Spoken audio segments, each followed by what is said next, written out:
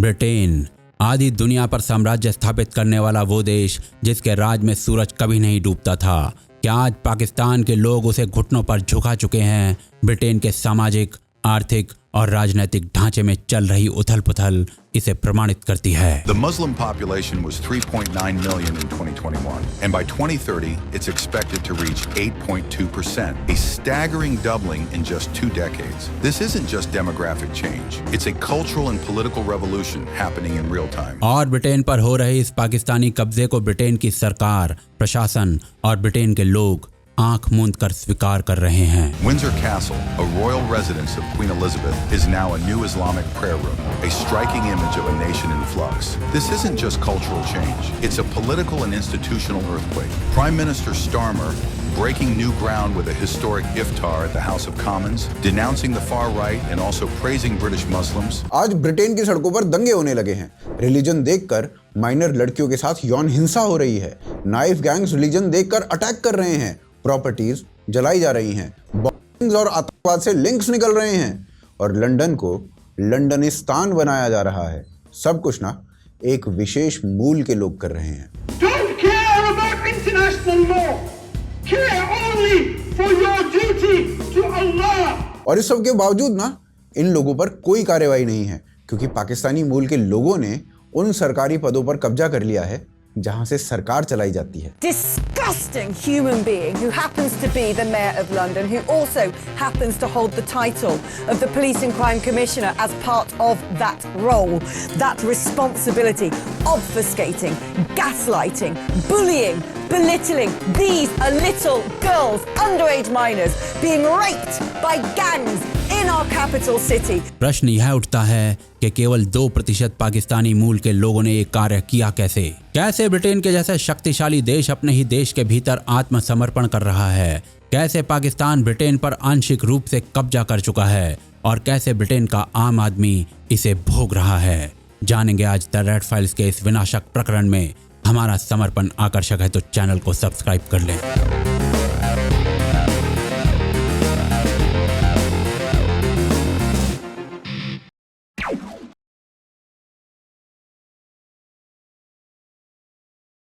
देखिए, पाकिस्तान बिना एक भी गोली चलाए ब्रिटेन पर कब्जा कर रहा है। ये कोई हवाई बात नहीं है। ये बात सीधे सीधे डेटा, स्टैटिस्टिक्स और एविडेंस के बेस पर है। पर ये हुआ कैसे, इसको समझने के लिए ना एक कहानी को समझना पड़ेगा। साल था 1947 का।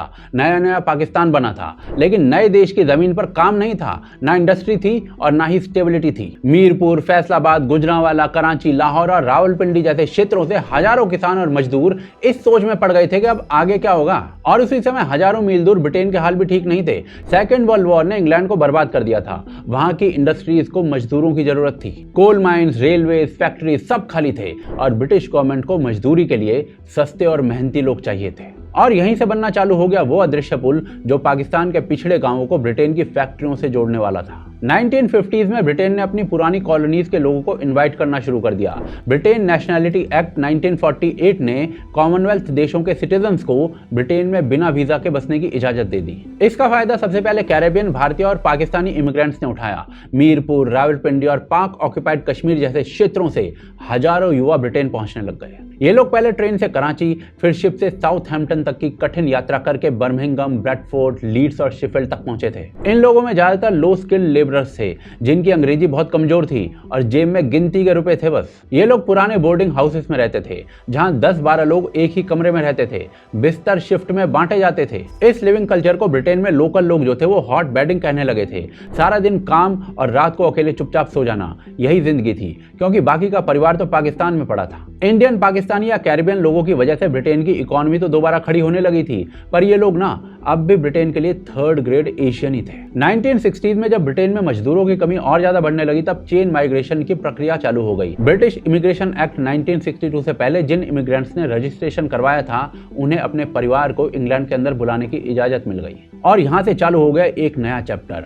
अब पाकिस्तान से अकेले आदमी नहीं आ रहे थे, बल्कि बीवियां, बच्चे, बहनें, बूढ़े माता पिता सब इंग्लैंड आ रहे थे। मीरपुर और गुजरांवाला के पूरे मोहल्ले एक एक करके ब्रैडफोर्ड, ओल्डहैम, रॉस्टेल और ल्यूटन जैसे ब्रिटिश शहरों में बसने लग गए थे। अब जो मोहल्ले पहले गोरों से भरे रहते थे ना, वहाँ उर्दू बोलने वाले, सलवार कमीज पहनने वाले और मस्जिद जाने वाले लोगों की आबादी बढ़ने लग गई थी। कई इलाकों को मजाक में लिटिल मीरपुर कहा जाने लग गया था। पहले जहाँ पर मस्जिदें किराए के मकानों में बनती थी ना, अब प्रॉपर इस्लामिक सेंटर्स बनने लगे थे। उर्दू अखबार, हलाल मीट की दुकानें, हिजाब पहनने वाली महिलाएं, ये सब 60 के दशक में ब्रिटेन की गलियों में आम होने लग गया था। 70s तक ब्रिटेन में पाकिस्तान के इमिग्रेंट्स वहां के ही सिटीजन बनने लग गए थे। उनकी संख्या हजारों से बढ़कर लाखों तक पहुंचने लग गई थी और इसी वजह से इन लोगों को लोकल गोरे लोगों से रेसिज्म और डिस्क्रिमिनेशन का शिकार बनना पड़ने लग गया था। ब्रिटेन में पहले से ही मौजूद व्हाइट वर्किंग क्लास को लगने लगा था कि इन प्रवासियों ने उनकी नौकरियां छीन ली हैं। पाकिस्तानी लोगों को पाकी जैसे स्लट्स से बुलाया जाने लग गया था। कई बार घर किराए पर नहीं दिया जाता था, दुकानों में घुसने से रोका जाता था,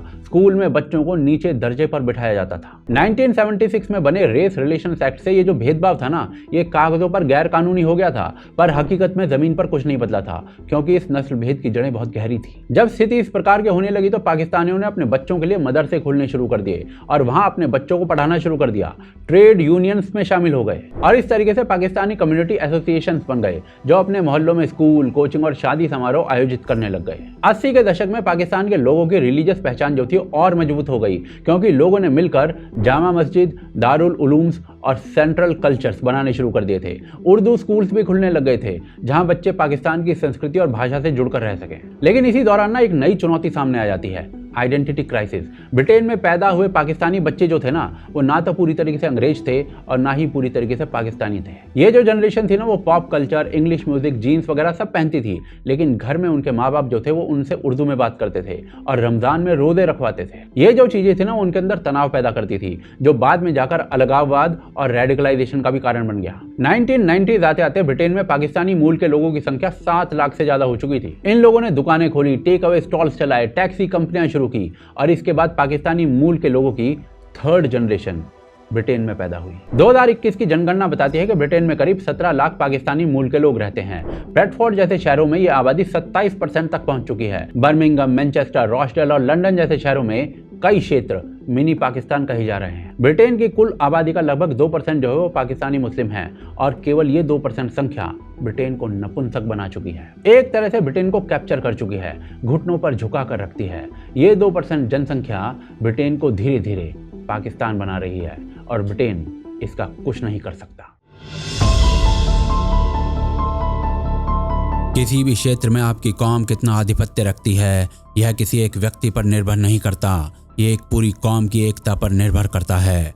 पाकिस्तान से लोग निकलकर ब्रिटेन तो पहुंच गए, परंतु अपना मजहबी उन्माद न छोड़ सके।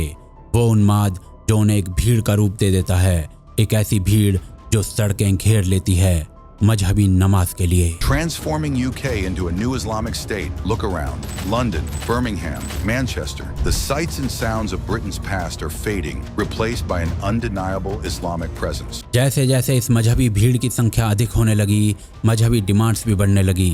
शरीयत फॉर ब्रिटेन जैसे कैंपेन्स चलाए जाने लगे। लंदन का नाम इस्लामिक करने के प्रस्ताव रखे जाने लगे। Undeterred by opposition, Chowdhury and his group plan what they see as the beginning of an Islamic emirate, not just in the UK, but all over Europe. Police have mobilised to take these posters down as fast as they appear, but Chowdhury and his group say they formed bands of vigilante enforcers to make sure Sharia is adhered to, verbally or physically. And in other parts of London, women have already been harassed for not covering their heads. If these Muslims ever get their way, I won't be able to dress like this on the streets of Walthamstow or many other parts of London, Brussels, Rome and Paris. UK की कुल मुस्लिम आबादी लगभग 5.5% की है, जिसमें से ना पाकिस्तानी सबसे अधिक हैं। ये आबादी संसद से शरीयत लागू तो नहीं करवा सकती, पर यह आबादी इतनी ज़रूर है कि अपने अपने एरियाज में शरीयत लागू करवा दे। ब्रिटेन के घने मुस्लिम आबादी वाले इलाके आज शरीयत लागू करने लगे हैं। To dominate the whole world by Islam, including Britain, that is my ambition.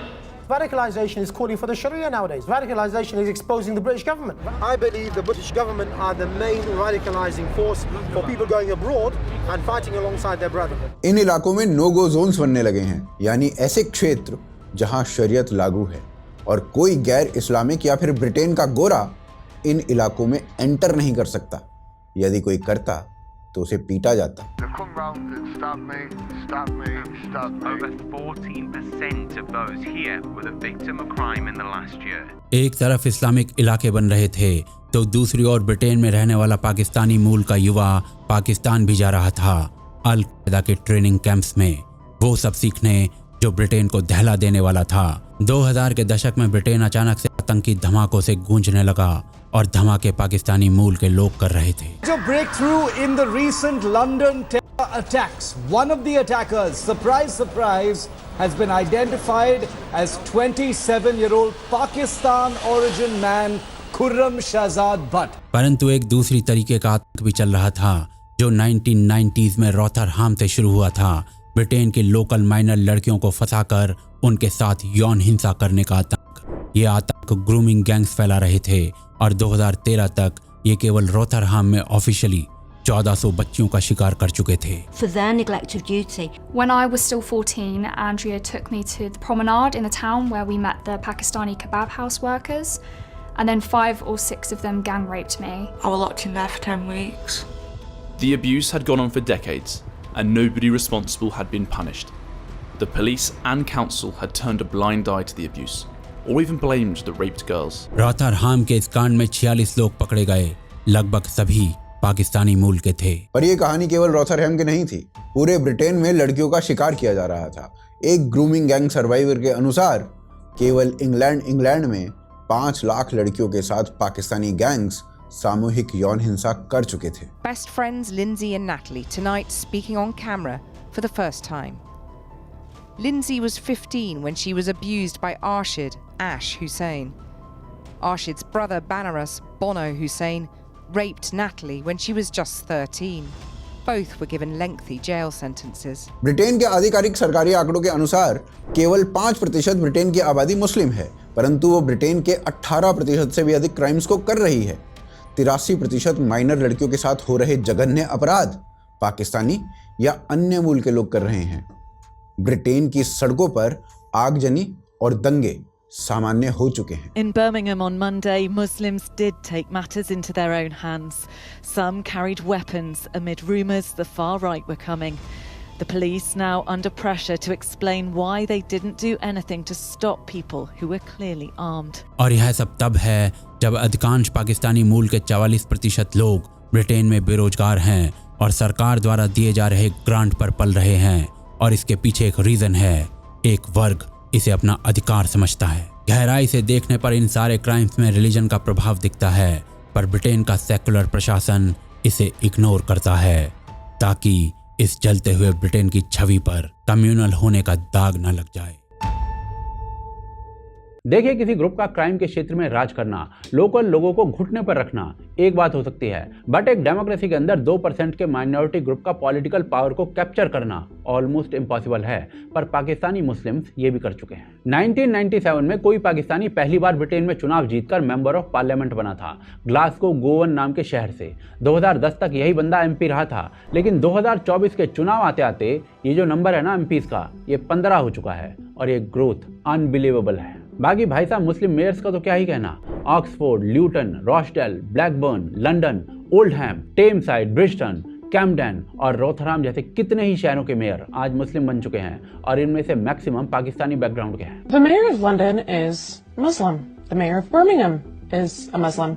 The mayor of Leeds is Muslim. The mayor of Blackburn is Muslim. The mayor of Sheffield is Muslim. The mayor of Oxford is a Muslim.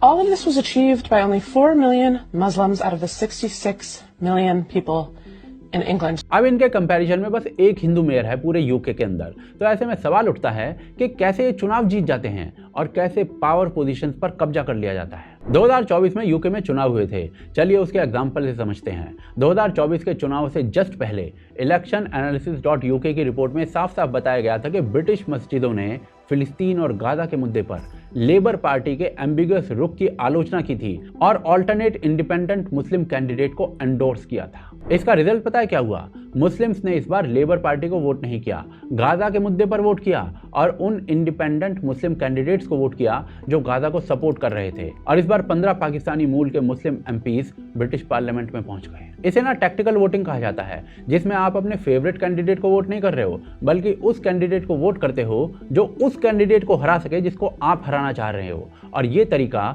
अनेकों जगहों पर use होता है, even in US. One day you're going to be the president of the United States of America. No one, koi Michael Ali, who can stop you from becoming a president. Dream big, have a vision. Because if Barack Hussein Obama can be a president, Sohaib Jawad cannot be a president. Tell him. He's going to be a president. He's talking about that the Muslims will take over Mecca. They used to laugh at it. What happened? What is Mecca now? What is it? It's coming.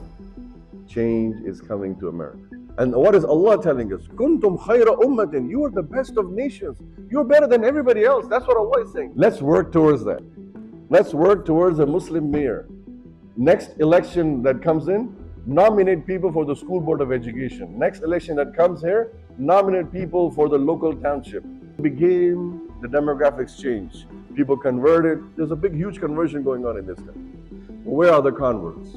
They just convert and they're gone in the wilderness.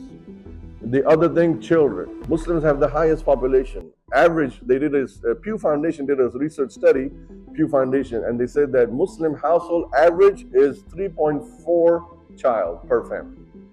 The white American has 1 child per family. We're already beating the march. Because these are voters. These are not just babies being born in hospitals. These are voters. That's the way a politician looks at it. We have to change the framework and start looking at things from a different lens, different. इस video में ये इमाम कह रहा था कि भाई साहब एक दिन जो है यूएस का प्रेसिडेंट एक मुस्लिम होगा, पर हमें जो शुरुआत है ना वो एक मेयर से करनी होगी। एंड गेस व्हाट, न्यूयॉर्क ने एक मुस्लिम मेयर को चुन लिया है और उस मुस्लिम मेयर के विचार सुनेंगे आप। There are 1 million Muslims who live in New York City. There are about 8 million New Yorkers, so 1 in 8 New Yorkers are Muslim. For many of us here, that is not a surprise. But when you tell someone who's not Muslim, they usually don't believe me. They can't believe there are so many Muslims in New York City. We were at 1%. We were told कि हम 5% नहीं break कर सकते थे, हम 10% नहीं break कर सकते, then 15, then 20. Now we are at 22%. We will continue to grow. If you can raise your hand if you were born outside of this country. Outside. Most, almost all. मैं Uganda में पैदा हुआ, जब मैं 7 साल का था तो मैं इधर आया, और मैं Prophet Muhammad sallallahu alaihi wasallam. I come from a political tradition Donald Trump describes as the enemy within. We came here to remake this state in the image of our people. Sharia law. What is Sharia law? Yes. You denounce it though. I'm asking you. I am running. I know, but I'm asking, that's the point. If you're going to run for mayor, you have to denounce it. Do you denounce that? What is Sharia law? ये एक उदाहरण है कि कैसे Islamic clerics जो हैं वो Friday prayers के टाइम पर लोगों को पॉलिटिकल पट्टियां पढ़ाते हैं और यहाँ से ऑर्गेनाइज्ड टैक्टिकल वोटिंग शुरू होती है। और एक बार पावर में आने के बाद पता है ये लोग क्या क्या करते हैं। लंदन का मेयर सादिक खान है और लंदन अब ना जूस के लिए एक नो गो जोन बन चुका है। जहां जहां संख्या बढ़ रही है वहीं ब्रिटेन की सड़कें दंगे झेल रही हैं।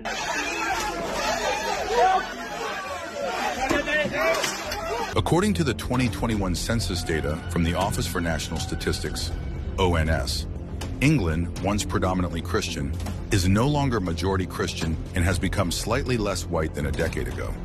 The proportion of people identifying as Christian has fallen from 59% in 2011 to 46% in 2021. This shift is accompanied by a significant rise in the Muslim population, which has grown markedly over the past decade. Media reports suggest that many neighborhoods in the United Kingdom have been predominantly taken over by Muslim communities. In areas where Muslims are the majority, there have been reports of increased hostility towards Christians, Hindus, and other minority religions. This has been particularly evident in cities like London, Leicester, and Manchester, where the visibility of Muslim communities has grown, marked by women in burqas or hijabs, and the frequent sounds of calls to prayer from local mosques. The demographic changes have coincided with an increase in social unrest, including riots, stabbings, and antisocial activities. और इन लोगों पर ना कोई action भी नहीं लिया जाता है। लंदन के मेयर सादिक खान से जब पूछा गया कि आपके एरिया में ग्रूमिंग गैंग्स की प्रॉब्लम को सॉल्व करने के लिए क्या आप कुछ कर रहे हो, तो उसने आंसर तक देने से मना कर दिया। I asked you this question last week and you found every which way but not to answer it. Just how many grooming gangs have we got in London? To avoid any misunderstanding, can she define what she means by that? Yes, if you look at what's gone on in Rotherham, where there are people taking young girls, grooming them for sex, that is what I'm talking about. We know in London there are issues about exploitation of young people, but they're not as defined by the member in her definition of what those types of gangs are. So are you saying we haven't got the same sort of gangs that are in Rotherham, Bradford and lots of other places in the country? Just for you misunderstanding, what does she mean by that? You know full well what I mean by that. It's all over the television. You know exactly what I mean by that. These gangs of people that are grooming young girls for sex. Do we actually have those in London? I'm unclear, Chair, what is meant by the question. If you could spell it out, I can answer. I've just spelt it out. Are you not listening? It's the sort of gangs that groom young girls at a young age for sex. Exactly how much clearer do you want me to be? I think यहाँ से आपको clear हो गया होगा कि इतनी कम minority होने के बाद भी चुनाव कैसे जीते जाते हैं। और चुनाव जीतने के बाद ये लोग ना अपने काम के नहीं, अपनी कौम के होते हैं। कौम के क्रिमिनल्स को बचाते हैं जो सड़कों पर दंगे करते हैं। एक ही शहर के अंदर हजारों लड़कियों का सीरियल कर डालती हैं, पर कौम के लिए दी जाने वाली ये सर्विसेज सिर्फ क्रिमिनल्स तक नहीं है। आज ब्रिटेन के अंदर 85 से ज्यादा शरीयत कोर्ट्स चल रही हैं, जो कि यूके में एक पैरेलल कोर्ट है, which is not even legal, फिर भी चल रही हैं। 63% मुस्लिम लोग कोई काम नहीं करते, पर उन्हें स्टेट से बेरोजगारी भत्ता मिलता है, रहने के लिए अकोमोडेशन मिलता है, और ये सब कुछ अचीव करने में कौम के पॉलिटिशियंस ही हेल्प करते हैं। तो बेसिकली हजारों लोकल बच्चों के साथ यौन हिंसा करने के बाद, सड़कों पर दंगे करने के बाद, यूके में शरीयत की डिमांड के बाद, बॉम्बिंग्स और आतंकवादी घटनाएं करने के बाद, the secular British system bows down to these criminals, ताकि ब्रिटेन की सेक्युलर छवि पर कोई आंच ना आ जाए। और दूसरी ओर the Pakistani politicians will fight tooth and nail to save all this criminals. और इस तरीके से यूके में सिचुएशन ऐसी है कि पाकिस्तान ने बिना एक भी गोली चलाए ब्रिटेन को घुटनों पर ला दिया है। और इस सब में पिस पता है कौन रहा है? ब्रिटेन का लोकल नागरिक।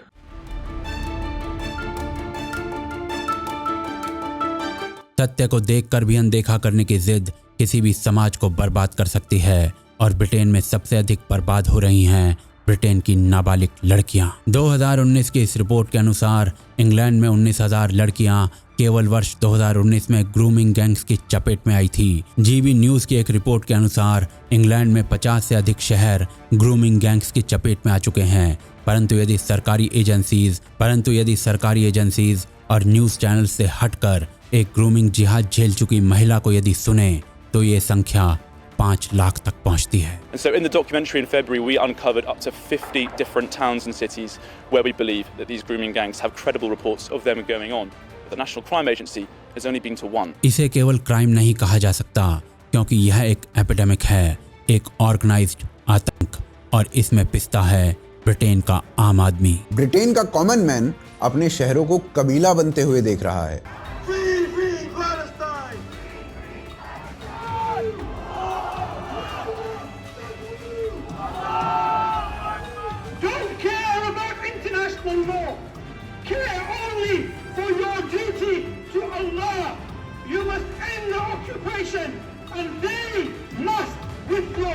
वो अपने देश का इस्लामीकरण होते हुए देख रहा है। So we are here to tell you that Islam and the Sharia is unstoppable in Europe. Stoning for adultery, cutting off hands for stealing, death for renouncing Islam. This group of men is trying to enforce Sharia law in the UK. They've started a campaign to make certain areas of London and other cities Islamic law controlled zones. I was, I think, along with millions of other British citizens, shocked to read the expose in the Times newspaper that Britain has become the Western capital for the use of Sharia courts. कई क्षेत्र तो ऐसे हैं जहां घुसने पर उसके साथ क्या होगा वो उसे खुद को नहीं पता। Muslim area, okay? Alcohol, bad. This is a Muslim area. It's not just drinkers being targeted. Yeah, you're a gay, mate. Get out of here, mate. Get out of here, you fag. And women wearing skirts above the knee, are also being harassed. Tommy Robinson जैसे कुछ British patriots इस मुद्दे पर आवाज उठाते हैं, documentary films बनाते हैं, पर ब्रिटिश प्रशासन इसे कम्युनल कहते हुए ब्रिटिश लोगों को ही जेल में डाल देता है। The way I was treated, I was taken to a prison with quite a low Muslim population. What I'm known for is criticising Islam, so there's been many planned attempts to murder me and kill me in this country. ऐसा ना पहली बार नहीं हो रहा है। Risky business नाम की एक ऑर्गेनाइजेशन है जो रॉथरहैम में बच्चियों के साथ हुए सामूहिक दुष्कर्म पर एक रिपोर्ट बनाती है, जिसमें लिखा जाता है कि पाकिस्तानी मूल के लोग इन क्राइम्स के जिम्मेदार हैं। बट गेस व्हाट, इस रिपोर्ट को पब्लिश होने से पहले ही रोक दिया जाता है। इस रिसर्चर को सैक करने का प्रयास किया जाता है और आगे उसे धमकी दी जाती है कि अपराधियों की एथनिक आइडेंटिटी को आगे से कभी मेंशन ना करें। 2010 में रॉथरहैम के सेफ गार्डिंग चिल्ड्रन बोर्ड का डॉक्यूमेंट सामने आता है, जिसमें वो कहते हैं कि रिलीजियस एथनिक वर्ड्स आपसी सौहार्द को बिगाड़ सकते हैं, तो रिपोर्ट बनाने में इस बात का ध्यान रखा जाए कि कोई भी एथनिक शब्द ना लिखा जाए। अचंभित करने वाली बात यह कि पुलिस ने भिन्न पाकिस्तानी मूल के लोगों की एथनिसिटी को रिपोर्ट करने से मना कर दिया, और ऐसा करने के पीछे का कारण बताया जाता है ब्रिटेन की मल्टीकल्चरल इमेज को बचाना, जो कि हास्यास्पद है, क्योंकि ऐसा करके ब्रिटिश सरकार, प्रशासन और लोग केवल अपराधी को बचा रहे हैं, वो अपराधी जो ब्रिटेन को धीरे धीरे घुटनों पर ला रहा है। ऋषि सुनक जो थे वो 2022 में इंग्लैंड के प्रधानमंत्री बने थे, हिंदू थे और उन्हें प्योरली उनकी इकोनॉमी की समझ के कारण चुना गया था। क्या कोई भी एक ऐसा इंसिडेंट है जब उन्होंने ब्रिटेन को छोड़कर भारत को फेवर किया हो? कोई एक इंसिडेंट? पर एक मामूली सा पाकिस्तानी मूल का member of parliament British parliament के अंदर खड़े होकर यह कहने की हिम्मत रखता है कि ब्रिटेन ज्यादा से ज्यादा इलीगल इमिग्रेंट्स को ब्रिटेन में घुसने क्यों नहीं दे रहा है। Why are migrants being forced into risking their lives in the first place? Well, it's simple. For many, there are no safe routes to the UK. In 2022, half of the men, women and children who crossed the channel in small boats were from Afghanistan, Eritrea, Iran, Sudan or Syria. We know the reasons why people from such countries are displaced, yet only 22 refugees came to the UK on the Afghan Citizens Resettlement Scheme.